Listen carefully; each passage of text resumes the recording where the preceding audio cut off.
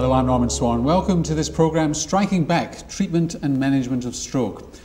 One Australian has a stroke every 10 minutes. That's 60,000 a year, 20% of which are in people under 55 years old. 1 in 5 people will die in the first month, and almost every survivor will have some form of disability. It's not good, since stroke is highly preventable, and its disability and death rates can be minimised with effective acute and ongoing stroke management. But that can be hard in rural and remote areas. So tonight's programme details the patient's journey from stroke event through rapid transportation, hospital treatment, rehabilitation and return home, and looks at some of the challenges for rural and remote practitioners in meeting the recommended guidelines from the Stroke Foundation. Associate Professor Chris Levi is Director of Acute Stroke Services at John Hunter Hospital in Newcastle. Welcome, Chris. Thanks, Norman. Dr. Debbie Kesper is a rehabilitation physician with Bendigo Health in Victoria. Welcome, Debbie. Thanks, Norman. Associate Professor Paul Middleton is the Senior Medical Advisor of the New South Wales Ambulance Service. Welcome, Paul. Thanks, Norman. And Dr. Charles Kerr is a General Practitioner from Castlemaine in Victoria, just round the corner from Bendigo. Welcome, Thank you, Charles. Norman. Do you talk to people from Bendigo, or is it like Ballarat and Bendigo, nobody talks to each Well, other? we swing a bit both ways, really. So you play both equally. Mm-hmm. Where do you stand your stroke patients? Bendigo. Bendigo. So you know where your bread is buttered. So Absolutely, nice and I'm sitting beside Debbie. Nice to Debbie. Chris, are we talking here about ischemic stroke or hemorrhagic stroke as well? Well, ischemic stroke's the dominant subtype. It's around 85% of all stroke. Intracerebral hemorrhage, about 10%, and interestingly, that's been declining in incidence in most of the Western world in the last 20 or 30 years. And subarachnoid hemorrhage is a rare stroke subtype, around 5%, fairly stable in incidence. So that's a structural abnormality of the artery. So it's interesting that hemorrhagic stroke's going down, because in some countries like Japan it's very high. Yes, it is still quite prevalent in most of Southeast Asia, and we're not entirely sure why that is, but in most of the developed world, it's the declining incidence in hemorrhage is almost certainly linked to better management of hypertension, which is the preeminent risk factor for all stroke, but particularly for hemorrhage. Charles, can you tell a hemorrhagic stroke clinically from an ischemic stroke? You can try, but in reality you need a CT scan of the brain to really be sure what you're dealing with, and that's a critical issue that we have to discuss tonight. One point I'd like to pick up on here is the incidence of hemorrhagic stroke has been declining during a time when we've been more and more warfarinizing older people for the treatment of atrial fibrillation. And I know as a general practitioner, and I'm sure many doctors and other people in the community are concerned about the side effects of warfarin, and obviously from what you're saying, there is a very distinct advantage to using that. Well, I think the risk-benefit margin's very clear. So we're talking about atrial fibrillation here. In atrial fibrillation. In that group of cardioembolic stroke, the risk-benefit margin's very, very clear, and there is clear net benefit. So I agree with you, Charles. We shouldn't be overly concerned about the risk of hemorrhage in that group. And we're still not warfarinizing people enough, Debbie, are we? That's absolutely right. We tend to still send patients home from hospital without those risk factors being managed. Peter in Broken Hill has sent in a question. What's the risk of stroke in diabetes? If we look at the overall risk, it's around double. The average person over the age of 60, 65 has around a 1% per annum risk. Cumulative. Cumulative risk, and that increases with age. And diabetes, one of the key modifiable risk factors, does amplify your stroke risk by about a factor of... So the older you are, the more it matters? Indeed, and age, unfortunately, not a modifiable risk factor, but it's the whole issue of stroke risk factors are, there is this accumulative risk that you can get from accumulating more and more risk factors. Well, I was just going to say we should mention our Indigenous population. You've said hypertension and diabetes, and yet those two risk factors occur much younger in that population. Well, I think that's right. There's a high prevalence, and also I think in the Indigenous population the actual effect of the risk factors is amplified somewhat. So these strokes do tend to occur in a younger age group. And just go through so we're talking about hypertension, we're talking about diabetes, we're talking about hypercholesterolemia, presumably? Correct. And less important than coronary artery disease, but still an important stroke risk factor. Smoking, still very important and eminently modifiable. And then you've got various lifestyle factors, particularly overweight, exercise and alcohol, all key things. And then you start to get down to the less common risk factors that you particularly look for in those that you don't suspect have atherothrombotic disease. The younger age group, for instance, where thrombophilic states, arterial dissections and other rarer causes can be... And the diagnosis of the moment, patent foramen ovale. Patent foramen ovale, yes. It's a little bit controversial, but there's still no hard evidence from randomised trials that patent foramen ovale is a potent risk factor, certainly in association with young stroke. Can I chip in here, because until I met up with you guys a few days ago, I was not aware of the significance of patent foramen ovale. They're still not, so I wouldn't worry about it too much, Charles. Thank you, Norman. So are we talking about the same disease as coronary heart disease, or is it significantly different?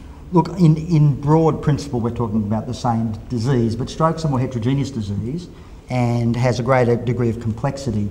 But we have large artery, medium-sized artery and small artery atherothrombotic disease. It's basically the same pathology, but in stroke... So when you actually analyse it, what's the fraction of people with stroke who is due to, say, atrial fibrillation versus a carotid blockage throwing off versus, you know, your middle meningeal or some of the small arteries in the brain blocking? Well, cardioembolic stroke, heart-to-brain embolism accounts for around 20%. Stroke and atrial fibrillation is the dominant risk factor causing heart-to-brain embolism due to atrial thrombosis. Carotid artery disease and other large artery sites, aortic arch, carotid arteries, vertebrobasal system, around 30 to 40%. And then you've got the specific entity of small vessel stroke, or lacuna stroke, that accounts for around 20 to 25% of stroke. Does that change management, knowing where the strokes occurred? It does, because particularly large artery disease and atrial fibrillation both have very specific interventions that are so you can do an endarterectomy. But what if it's a small artery stroke? Small artery stroke, no. There's no interventional approach there, but the actual knowing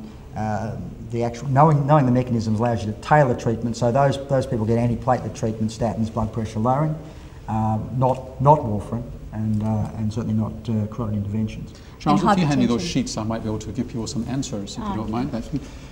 So, Debbie, what were you going to say? I was just going to say, small artery, obviously hypertension management. Blood pressure lowering for all. Yes. And that's really the most prominent risk factor across all the subtypes. And we're talking about multiple risk factors here, so that you're talking about multiplication. So just so that you know who you are, there's 42.6% of you are saying that you're living in a metropolitan area.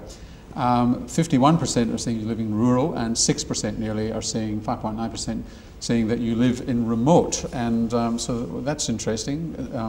City folk are tuning in because they realise that the quality of rural education is much higher than we get in the city. And how many stroke patients have you treated in the last 12 months? And actually talk about acute stroke.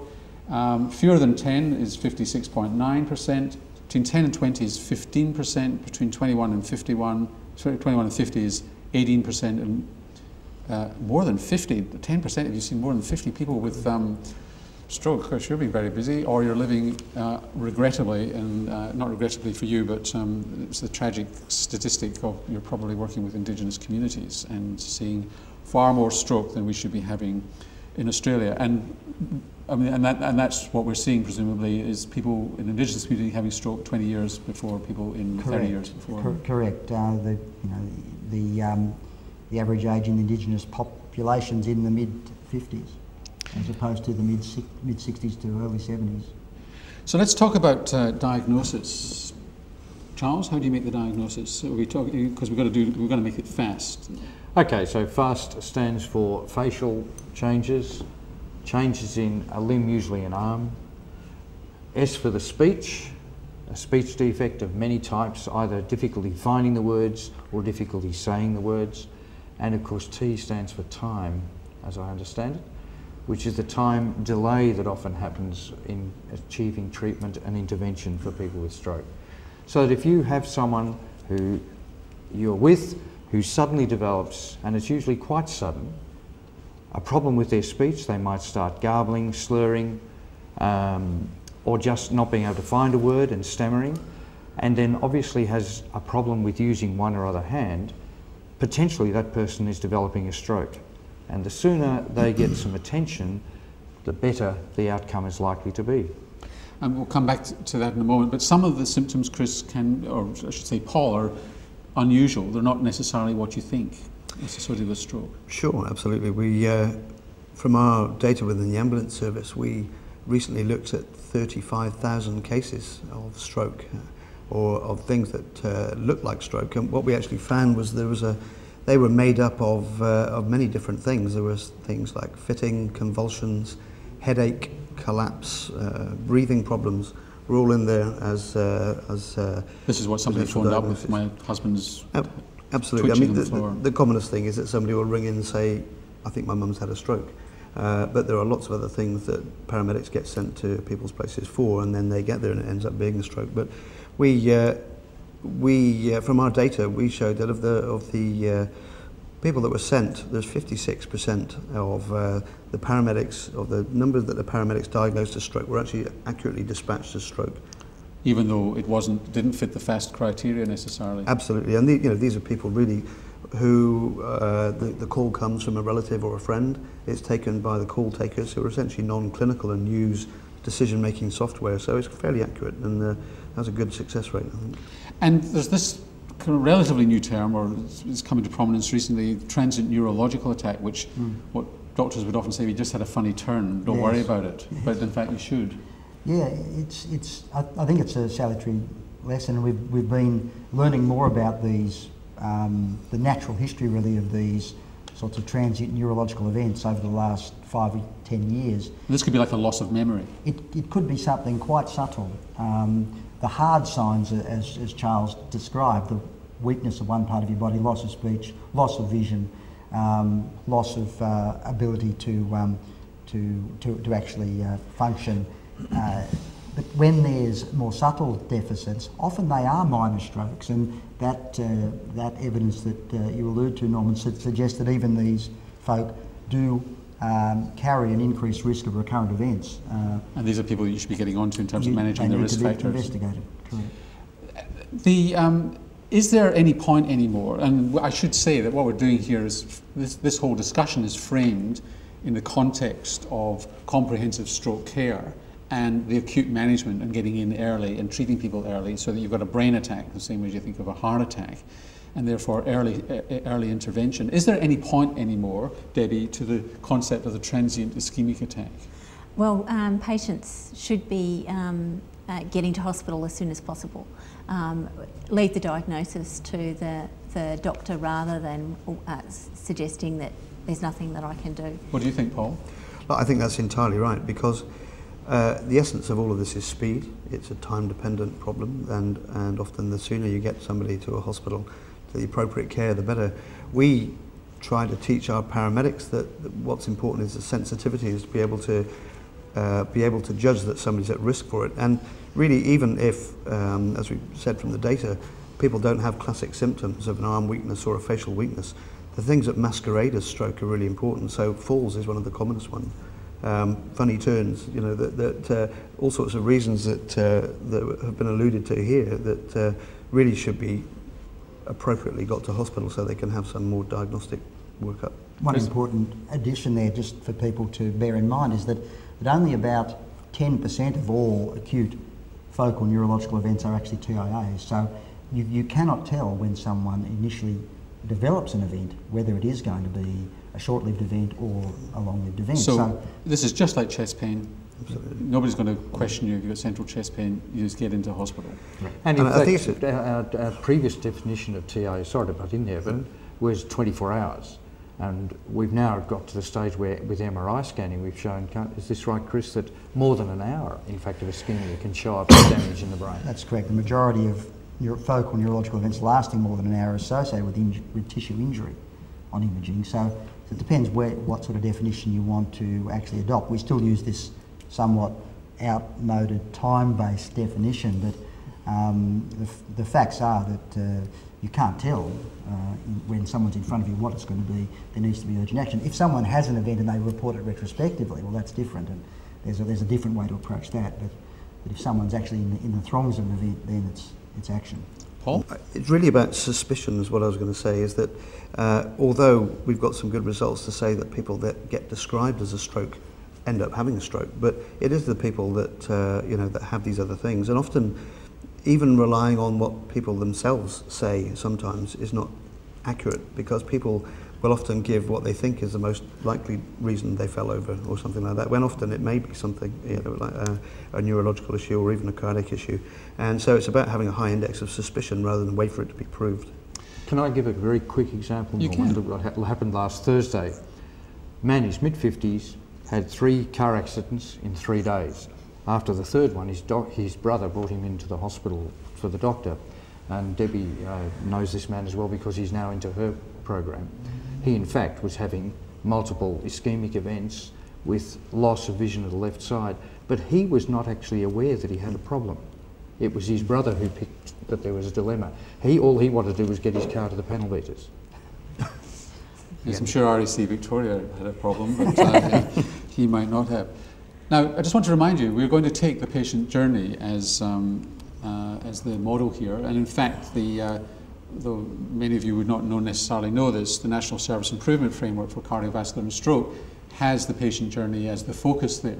And you've just done that recently with your ambulance people in New South Wales, said, you know, if you're patient focused, this changes how you do things. Absolutely. I mean, we've recently done a lot of thinking about the trauma system, and we used exactly this sort of model. We said, okay, the patient journey, people get sick, you know, in trauma when they get hit by the truck, not when they hit the emergency department or they get to the ICU or the operating theatre. So we actually went through a process of putting a lot of people in a room and saying, right, so you've got somebody right there, they've just had a road accident, and let's think about every single thing that happens from now on. So identification of the problem, communication about the problem, responding to that problem in the most appropriate and the most speedy way, and then where we take people. So the whole patient journey from the moment of the illness or the incident right the way through until their rehabilitation. Oh, I was just going to say the time in hospital is often the shortest period that the patient spends in the rest of their life after they've had a stroke, and the continuum of care really is about what happens after. And so another one of the points we're going to make tonight is that whilst there might not be thrombolysis in your local hospital, or you're a remote, one of our 6 or 7% of people who are watching in a remote area, you're lucky just to be able to talk to somebody on the phone. There are still things that you can do, particularly with getting coordinated services together. Just a question's come in from Felicity in Queensland. Once diagnosed, is there any way a hemorrhagic stroke, and presumably we're not talking about subarachnoid here, can be treated? Chris? Well, unfortunately, hemorrhagic stroke, we still don't have any level 1 evidence for effective interventions apart from stroke unit care. That is the foundation for all that we're talking about here, really. That's organised stroke care. And there are different models that apply to different geographical regions. But there's lower levels of evidence to suggest that acute blood pressure lowering may be helpful. There was recently a series of clinical trials testing the prothrombotic drug activated factor 7A, NOVA7, and that agent will continue in clinical trials, but so far hasn't really come to fruition. But again, prevention's the key, and hemorrhage stroke highly preventable. Paul, a question from Fran, I'm not quite sure where Fran's from. Is it still advised to give aspirin to suspected stroke victims? No, that's certainly not in our protocols, and you know, I think it's important. Until you know that it's absolutely it's ischemic. Yeah, until you know. Very important. 1 in 10 times would be wrong. So let's take a case study which will take us through this patient journey, which includes from identification through to transportation, through to diagnosis and comprehensive stroke management in what shape or form you're able to deliver in your area. Jack's a 65-year-old farmer with poorly controlled hypertension and hyperlipidemia. He smokes around 15 cigarettes a day. His wife rings you, Charles, to say that Jack's had a fall and appears to have difficulty speaking. The important thing here is for me to recognise that Jack's difficulty speaking is the significant symptom, not the fall. The fall is an indicator. And either if I get the call direct, or my nurse who would most commonly triage this call would arrange for urgent ambulance attendance. Now, in our community, that means that Jack's likely to be picked up within about 30 minutes. But we're fairly fortunate in having an ambulance service in our town. If I'm in Burketown or Monkey Mire or somewhere, this might be completely different. If I'm in metropolitan Melbourne, again, I would expect an ambulance attendance very rapidly to that sort of situation. But the correct call is 000, it's an ambulance. Yeah, I mean, ideally, patients should know that you don't phone the surgery, you phone the ambulance. Sure, absolutely. That's the most The appropriate thing to do. disaster situations, if the patient is told, come in at 3 o'clock this afternoon, doctor has a vacancy. And of course, this is one of the things when somebody says, look, my mum's had a fall, then that's the situation when they may be told to come in later on. So again, that high index of suspicion is You need to important. ask the next question. Yeah. So this is the time factor. Okay, so he gets into the local hospital. Let's play this out a little bit in terms of the various scenarios that could occur from regional to rural to remote. Tell us what would happen in Bendigo. Well, we've just set up our protocols for acute management, but before we even did that, we got organised care, which is really imperative. And I think Chris said the mainstay of stroke care is organised care, and that's really what we've been able to do in Bendigo, and what many So you sat people down and did the analysis, same sort of analysis that Paul was talking about with trauma. Absolutely. I mean, we relied on data from around the world to say that organised care was absolutely imperative, and there were many other hospitals, not only in Bendigo but around Australia, who did exactly the same thing, and we tended to pool resources and get enthusiastic people together and say this is what we need to actually provide safe and effective evidence-based care for stroke patients. So talking, getting together, organising our units, organising our appropriate protocols, and presumably front of house, emergency department. Oh, absolutely. Starting front of house, but also going right to the... So tell me what happens to Jack when he gets to Bendigo Hospital, Bendigo Base Hospital. When he gets to Bendigo, he gets triaged. He's a category 2 because the ambulance have already decided that he's a stroke. He has assessment by an ED physician or counterpart who make an assessment about the neurological deficit, and we usually do that with a score. But even before that, we're doing the ABC of treatment. But if we're identifying have to say here stroke, that what we're doing is we're following the National Stroke Foundation guidelines. Oh, here. absolutely, yeah.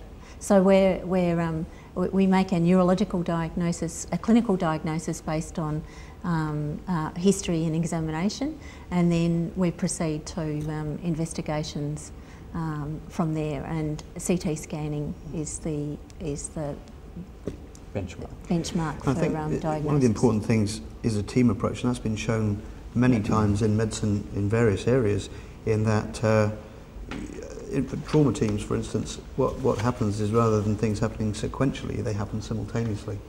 So one of the important things about stroke care is the fact that whilst one person, one group is doing this, somebody else is doing this. So you can have a physician assessing the airway, breathing, circulation and the neurological status, whilst somebody else is taking some blood, doing some observations, ringing the radiographer about the CT scan, etc. So things can be done simultaneously, not sequentially. So let me ask you a question. Given that we're talking here about door-to-needle time, ideally if you've got a ischemic stroke being 3 hours, so that's 3 hours is the window. Am I right here, Chris?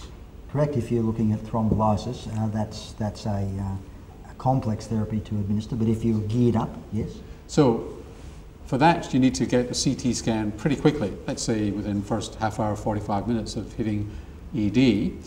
How many of you are working in a practice where you think that when you refer to the local hospital or you're within your own power, you can get a CT scan within that sort of time frame, 30, 45 minutes? You tick yes or no at the bottom, and we'll come back to you with the answer in a moment. So you give thrombolysis? Yes. And what do you have to have in place to give thrombolysis? This is tissue plasminogen activator we're talking about here. Absolutely. Well, we have to be organised first, and that's really the ground, the absolute minimum. We had to have a physician leader who was keen and interested, and we had to have support from our ED staff. And as Paul said, a team approach. It was absolutely a team needed to be in place. we have to have ability to identify those patients who have meet the guidelines for TPA, which is CT scanning, being able to be read by an appropriate radiologist. And essentially on the CT scan, ideally you're actually seeing nothing. Absolutely. Because yes. if you see something, it's going to be a hemorrhage. Yes, yes. We need to have organised care for follow-up. So it's no use we following a protocol if we don't have education and staff able to manage the patient post-TPA. So a general practitioner from Victoria asks, Chris, if you haven't got CT, can you give ultrasound? Because it's heard that ultrasound can be quite effective as an intracerebral diagnostic modality. Yeah, it's a nice way of identifying the culprit lesion in terms of the clot.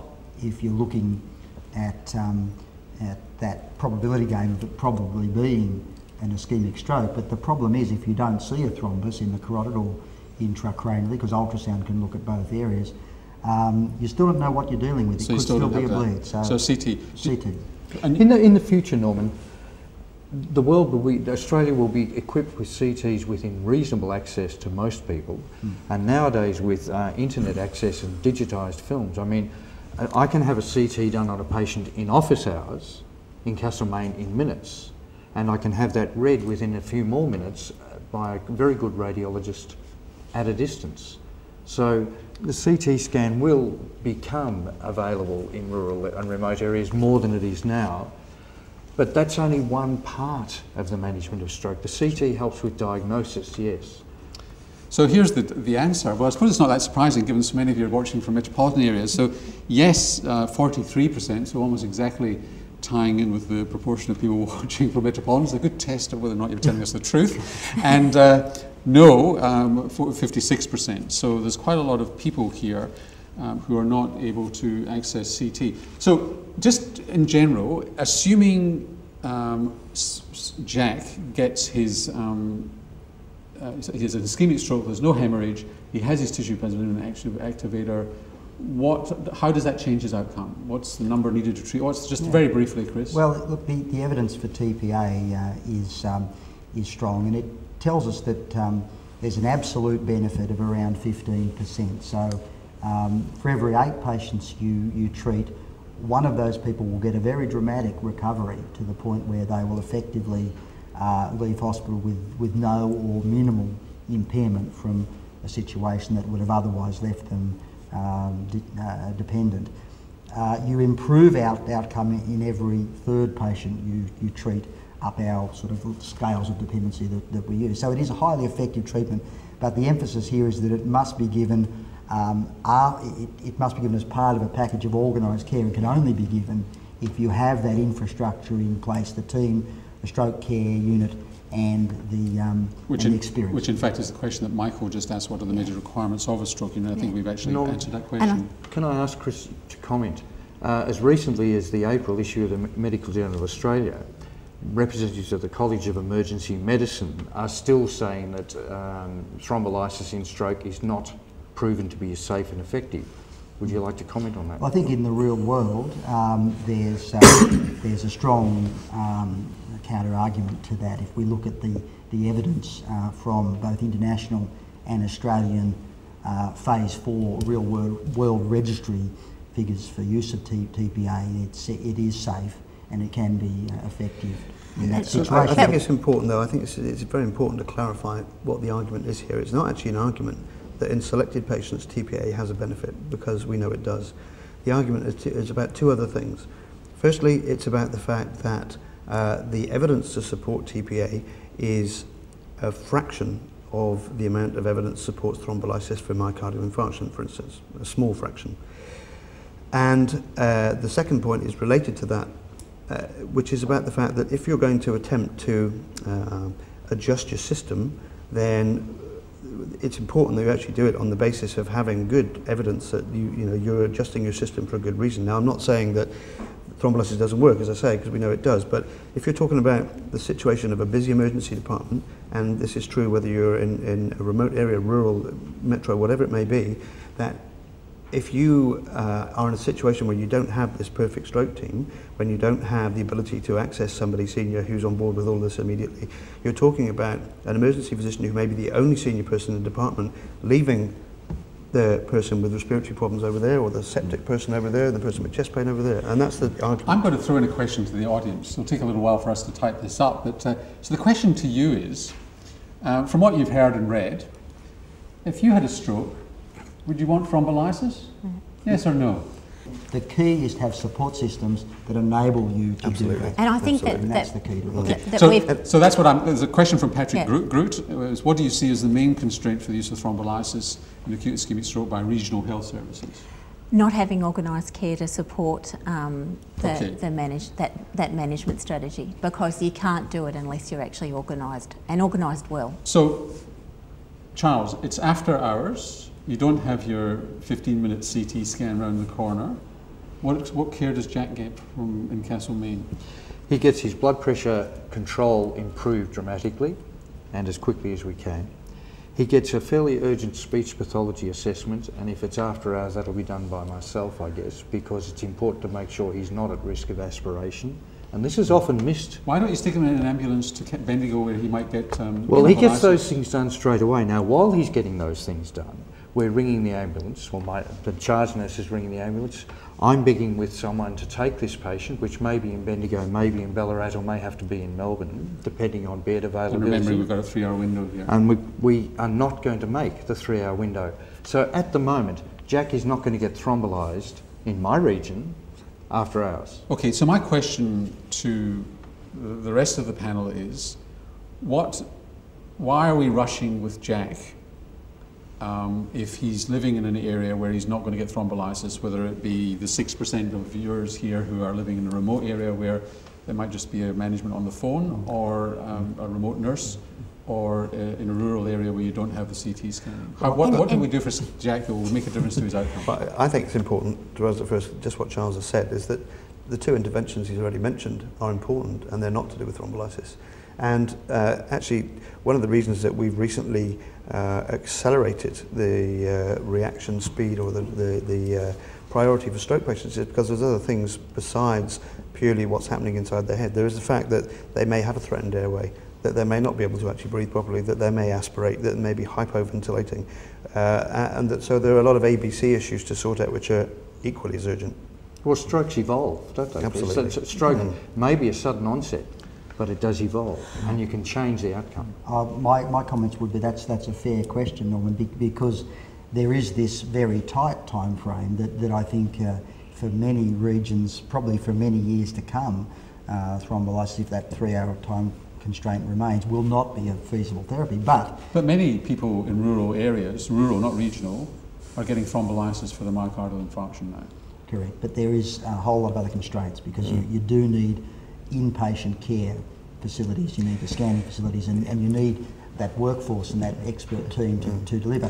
But I think the urgency, I would shift from a hyper-acute time frame, which is this incredibly tight, effectively 2 to 2.5 hour window, to an urgent time frame, because I think, as we've said, there are many preventables, and there's also the fact that... So the interventions that we're talking about, which is identifying the severity of the stroke, getting the risk factors down acutely, they can make a difference to early outcome. secondary prevention is important. We know now from evidence around TIA particularly, but it's also the issue the same with minor stroke, that as Charles said, most of the recurrent events occur early.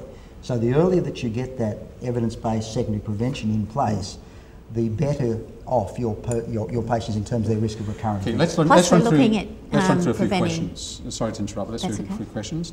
But first of all, the answer to your question, surprise, surprise, if you had an ischemic stroke, would you want thrombolysis? 98.8% of you said yes.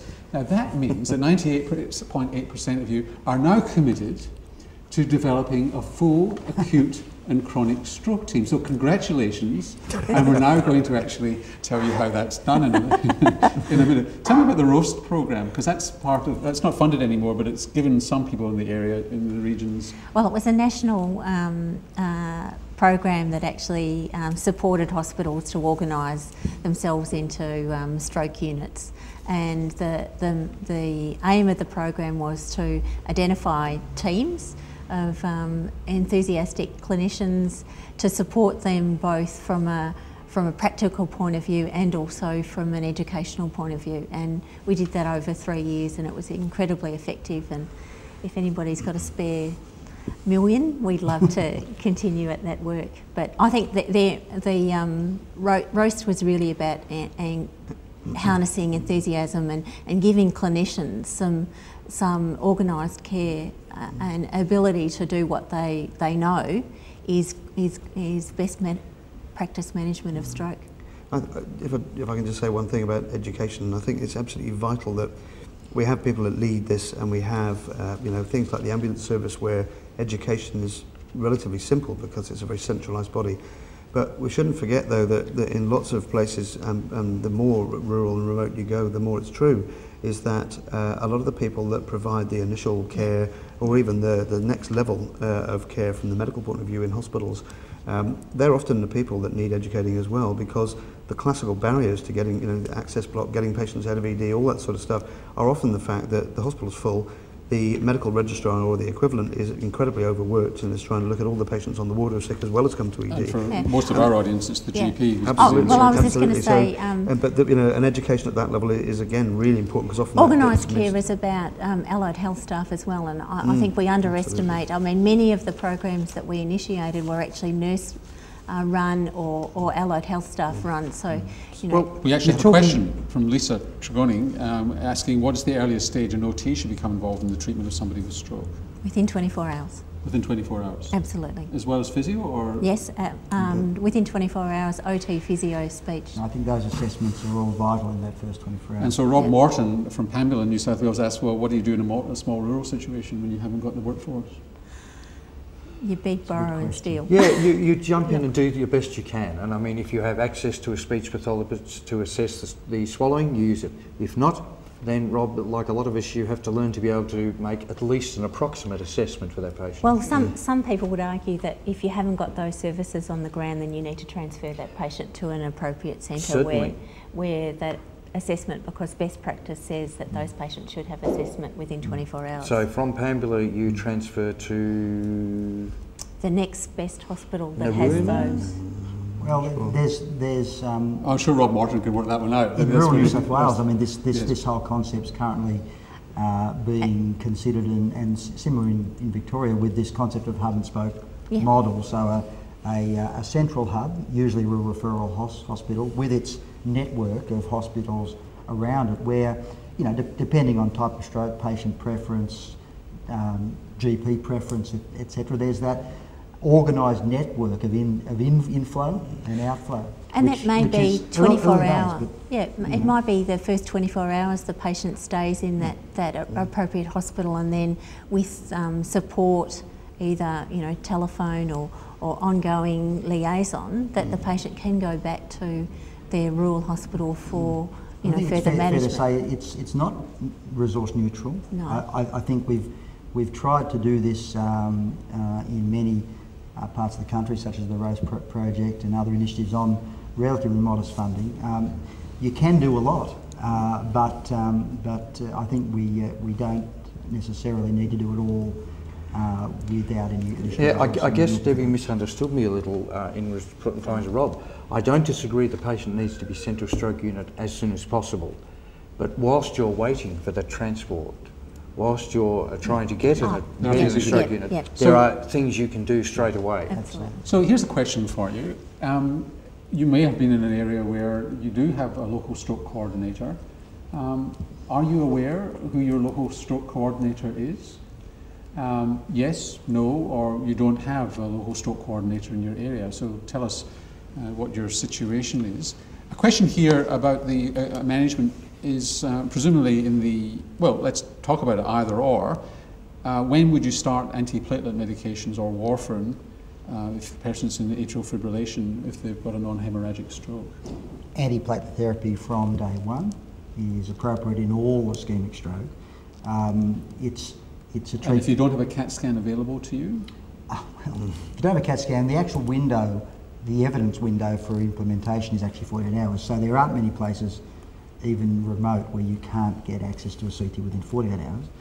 The issue about commencement of warfarin's a difficult issue because there isn't any high level evidence around the when to commence warfarin, but the rule of thumb is minor stroke commence early, within the first few days, so they're anticoagulated within the first 5 to 7 days. Major stroke usually delay anticoagulation 1 to 2 weeks. There is, because of the risk of hemorrhagic transformation, and moderate stroke, well, somewhere in between. So thanks to Dr. Udall-Hooge for that for that question. So is there anything we've missed here in the acute management first 24 hours? Obviously, we're not going to go into too much into TPA because there's a whole infrastructure around that, including management of complications. But in terms of the other things, anything we've missed doing for Jack in a non-thrombolysis situation? I think if we were to look at the ideal world, in our rural referral hospitals, we would have comprehensive stroke units where acute and post-acute are geographically co-located. We've got expert nurses who can work across the phases of care. We've got so we're talking about rehabilitation starting now. Starting on day one. So tell us about rehabilitation. What's the evidence? Oh, there's lots of evidence to suggest that stroke unit care. So doing what? Tell us what it is you institute in an ideal world. In an ideal world, we have a team of, rehabilitation is team focused, so you've got your occupational therapist, physio, speech therapist, dietitian if you have one, and a social worker, and we work to provide that care to the patient on a daily basis. We meet weekly, we provide an assessment for the stroke patient across, physical, functional. So the intervention is geared to the disability? Absolutely, and rehab physicians are good at prognosticating. We identify through, assessment by all of the team members about what are the issues around this patient, and our key message to families then is about education. What's going to happen to this patient? Where do they need to be in the next 5 days? Where do they need to be in terms of the next month, and do they need to be in hospital during that time? What is the average length of stay these days? Well, for moderate to severe stroke, it can be anywhere between a month to 3 months. That's not based on funding, that's based on disability management. In what we call minor stroke, the patient often leaves the acute stroke unit to go home, but their rehabilitation continues within a community setting. Now, I've covered stories where people. So I understand that the situation is that it's the stroke unit management package, whether you're in the country or in the city, it's harnessing whatever you're able to actually focus on rehabilitation. But then it's what physios do. So, for example, I've done stories, for example, where people have looked at contralateral exercises with no friction, exercising the opposite side of the brain and things like that, showing some good effects. So are physios, do we know what physio works? Yes and no. We do know that physio, as early as possible, improves stroke morbidity. But there's currently trials. AVERT is a current trial looking at what that intervention is, because the reality is we don't know the exact length of therapy, we don't know the type of therapy. We know that therapy works, but we're trying to tease that out. So the black box of rehabilitation is currently being teased out. And presumably, whilst we haven't spoken about it yet, secondary prevention is the core here, like cardiac rehabilitation. It's secondary you're prevention. Now at high risk of a second stroke. Yep. Blood pressure's got to go Yep. down to rock bottom. And also preventing complications, because we talked about aspiration, but shoulder problems, constipation, urinary tract infections, all of those things can be managed, identified early if we've got educated staff who actually know what to look for. It's a complex intervention, because it's this health system change that's actually both implementing evidence-based therapeutics, but it's actually also a vehicle of therapy in itself. So on discharge, you should be on, regardless, my understanding of the evidence is, on discharge you should be, regardless of your blood pressure, you should be on antihypertensives. Regardless of your cholesterol level, you should be on a statin. Correct. And you should be on aspirin. Yes. Yes. Any evidence for ACE inhibitors or beta blockers in stroke? The bulk of the evidence is with ACE inhibitors. So they should be on an ACE inhibitor on ACE discharge? inhibitor is where bulk of the evidence is. Right. Yep. And then there's, as we said, the ACE two inhibitor, but important sorry. groups, the atrial fibrillation group and the high-grade carotid artery stenosis group, Yeah, which need a specific specific intervention. intervention. So we're talking about something like perindopril, indapamide, so a diuretic Yeah. as well. And when you talk about carotid artery, tell us about the benefits of carotid endarterectomy. I believe it's actually quite beneficial in if someone has a stroke referable to a high-grade carotid stenosis, when we tend to use the cut point of around 70% diameter narrowing is where we get excited about the stenosis, then their absolute benefit is in the order of 10-15%. Their relative risk reduction is 60 to 70%. So it's a very robust treatment. The treatment itself carries a small risk. So that sort of surgery is a little risky, but there's clear net benefit in that group. So here's the answer to your question. Are you aware of who your local stroke coordinator is, or you don't have one in your area? So 22% of you, well done, know who your local stroke coordinator is. Nearly 50% of you obviously have one but don't know who it is, and 30% of you don't have one. So 50% of you, you got 1 and 2 of you, you've got a bit of work to do here. Question here from, your sister has just emailed a question, Debbie, just to embarrass you, who's in Traralgon, a pharmacist. Are we going to see the clinical guidelines for the prevention of stroke in younger populations to actually move to even younger populations, given obesity, higher diabetes rate, risk factors in an early age? Chris? Yeah, that's a good question. You've got to say that because we've recently that's right. We've recently updated the Stroke Foundation guidelines. It's an incredibly laborious task, to be honest. But and we haven't divided into age brackets particularly. But that's a reasonable question. Although I think what she's getting at there is that I think what she's getting at there is her sister, to be honest. Yes, I think the risk factors I'm glad you gave the question are largely shared. At least the modifiable ones are shared between the younger and the older group.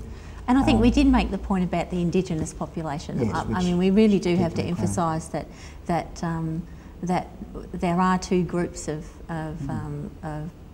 different stroke patients within Australia, and we really they should be, particularly diabetes needs to be treated aggressively. But it'll be modifiable risk factors driving most of that.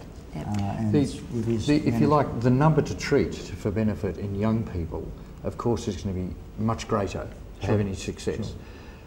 I think the important message that I'd like to get across there is, in the last 30 years, we have successfully attacked hypertension as a risk factor with a major shift in mortality and morbidity and age of onset of stroke. Which in fact is what we should have said right at the beginning. We had a 2 or 3% annual reduction in stroke mortality in the last 30 years. We're targeting younger people with obesity and hypertension and so on, and risk factors must be worthwhile.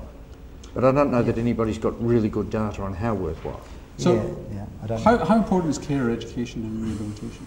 Absolutely imperative, because the reality is they spend anywhere between 2 weeks to 3 months in hospital, but the carer is the person who provides the ongoing management strategies to the patient when they leave the hospital. Now, one thing that practice nurses, which are now much commoner, particularly rural and remote practices, can do is a bit of coaching. Is there any evidence? There's a lot of evidence for coaching in cardiac rehabilitation. Is there any evidence for coaching in people who've had a stroke, keeping their risk factors down, exercise and that sort of thing? Yeah. There is. There is, and there are actually randomised trials of this sort of outreach case management approach going on in Australia and in other parts of the world.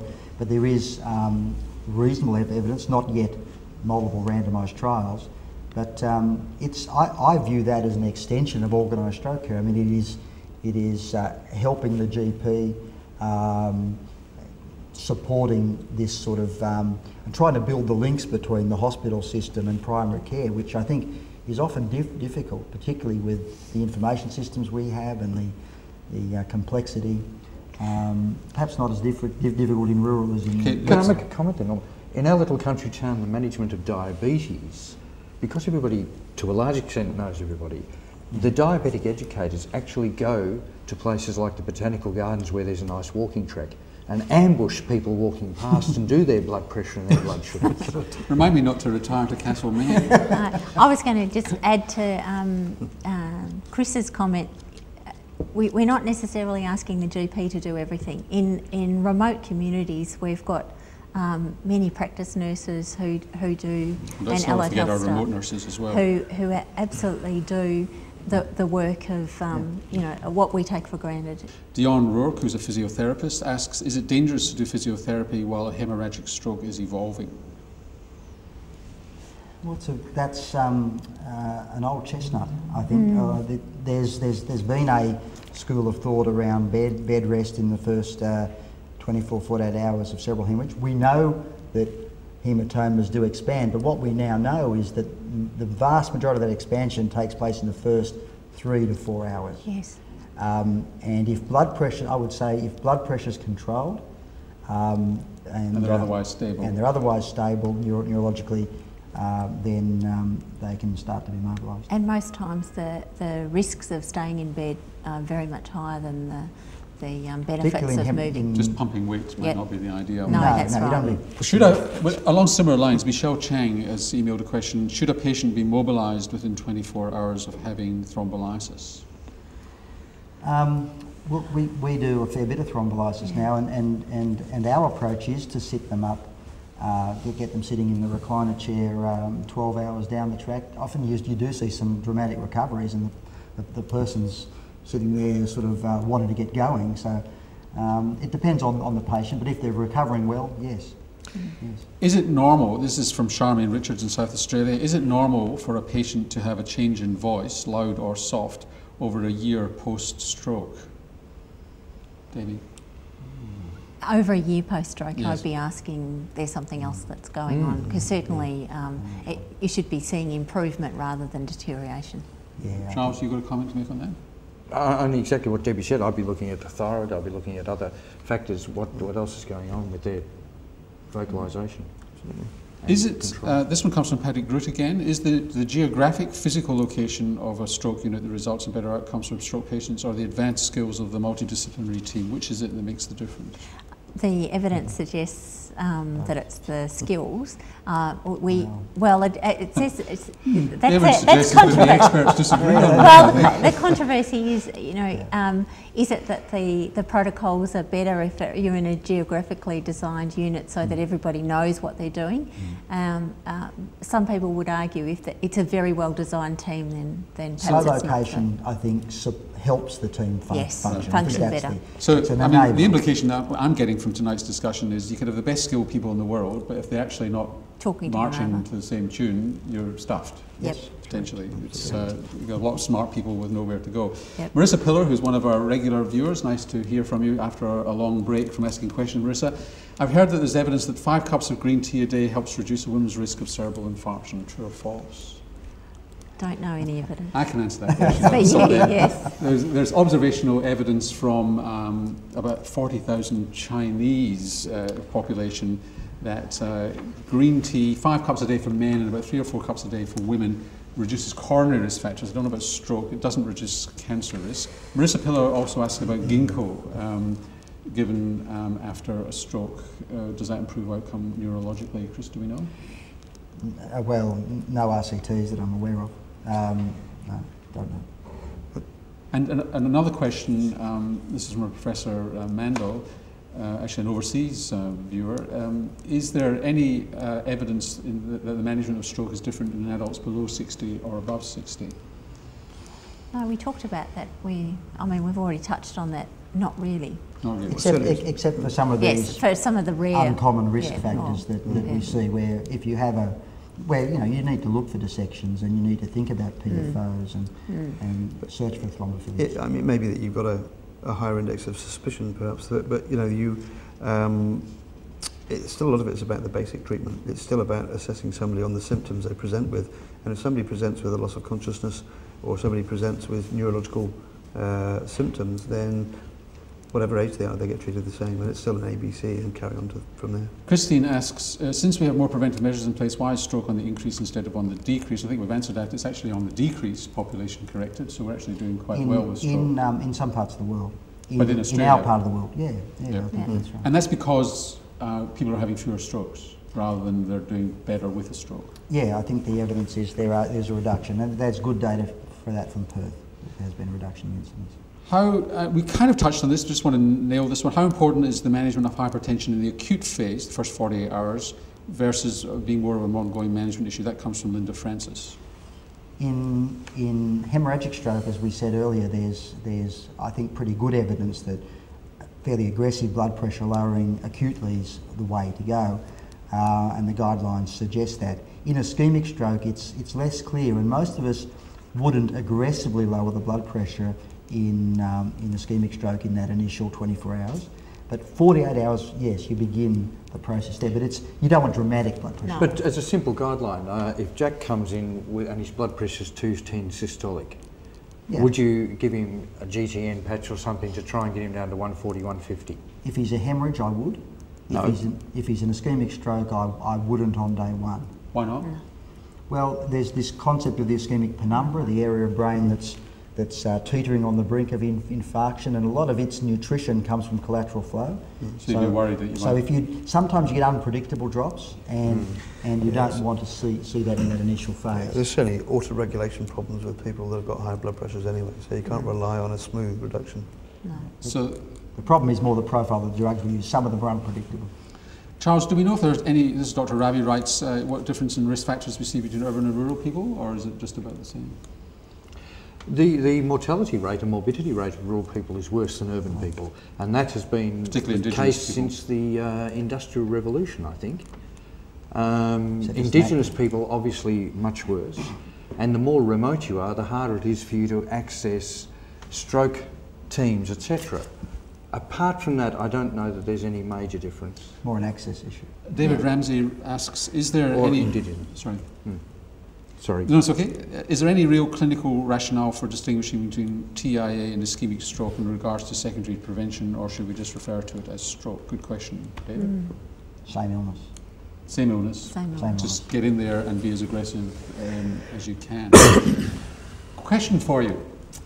Before this program, were you aware that there were national guidelines from the Stroke Foundation on the management of acute stroke? Yes or no? Chris, why do we need these guidelines? Is this so that we are all singing the same song? Yeah, look, the guidelines are very good document, I have to say that, because I was involved in their production, but they do synthesise the evidence. They provide us with a nice summarised, reasonably digestible and very, very comprehensive overview of the evidence. So I think... For GPs as well as specialists? For GPs and specialists, for everyone. They're multidisciplinary. And we also have, as Debbie knows, the post-acute guidelines. Both of them went through the really rigorous NHMRC process, and I think they're top quality documents. The challenge is to keep them up to date.